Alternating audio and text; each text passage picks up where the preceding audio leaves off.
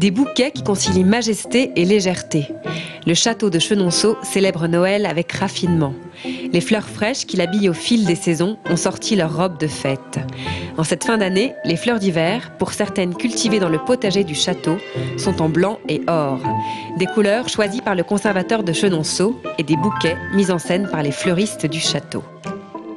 Je travaille ce bouquet pour le mettre dans le château pour décorer. Et puis là, ça va être une boule de rose en fait qui sera constituée de 330 roses, voire 360, ça dépend de la grosseur exacte. Et après, au pied, en fait, il y aura un tapis de neige avec des petites bougies. Donc la flamme, symbole de la paix. Amaryllis, orchidée, lys ou encore hellebore, appelée aussi rose de Noël, toutes ces fleurs fêtent la paix pour Noël. Un thème idéal pour le château qui n'a jamais connu la guerre, le domaine ayant toujours été le refuge des reines. Encore aujourd'hui, ce sont des femmes qui assurent la conservation et la direction de Chenonceau. D'abord, le château veut absolument que Noël soit une fête harmonieuse et offre aux visiteurs une vision d'harmonie. Dans toutes les pièces, il y a donc des représentations de la paix.